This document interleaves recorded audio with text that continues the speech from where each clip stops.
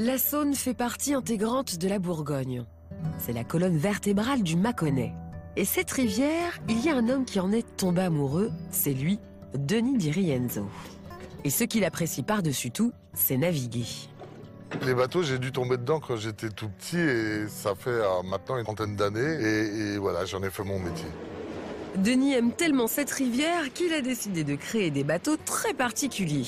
Ce sont ses habitations sur l'eau. Le principe est simple, poser une petite maison réalisée sur mesure sur cette coque en aluminium. Et c'est ici que tout commence. Dans sa caverne d'Ali Baba, Denis, en véritable géo-trouve-tout, a imaginé ce bateau vraiment pas comme les autres. Un rêve de gosse qui a pris forme tout d'abord avec une maquette. J'ai commencé à faire la maquette. Je l'ai présentée au Salon Nautique 2 années de suite, avec beaucoup de succès, mais pas de clients qui étaient prêts à faire le premier pas.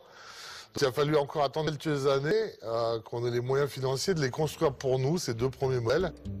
Les prototypes terminés, le succès a été immédiat, les clients sont au rendez-vous. Ici, Denis et son fils fabriquent donc les coques de bateaux en aluminium.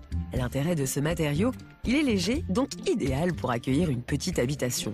Et Denis reçoit matière première, cette forme, des plaques en alu, tout simplement. Alors ici, vous avez un bateau hein, en tôle. C'est comme ça qu'on reçoit, nous, la matière première. Et avec ces tôles, on va faire des flotteurs en aluminium pour faire des bateaux. Première étape, rouler ces tôles d'aluminium pour leur donner la forme du flotteur. C'est Timmy, le fils de Denis, qui s'y colle. Ensuite, Timmy découpe les cloisons des futurs flotteurs. Enfin, dernière étape et pas des moindres, assembler la cloison étanche à l'intérieur du flotteur. Parce que le but, c'est de pouvoir faire toute la longueur de la soudure, soit 2,50 m de long sans s'arrêter. Puisque chaque fois qu'on va s'arrêter sur une soudure, avec une reprise, on va avoir un risque de fuite. Mission réussie pour Timmy. Et voilà ce que ça donne à la fin, au bout de plusieurs mois de travail. Ce bateau fait 15 mètres de long et 5 mètres de large, un vrai monstre d'aluminium. J'ai découvert ça, l'aluminium, il y a une quinzaine d'années. Et j'adore ça parce que c'est propre, ça brille, c'est au moins léger, c'est pas salissant, hein, ça rouille pas l'aluminium, c'est à vie, c'est ma vie et c'est pour la vie en même temps. Et si avec son fils, il s'occupe du soubassement du bateau, c'est à quelques encablures de là que la mini-maison est réalisée. Bon, on va regarder les portes. Ouais.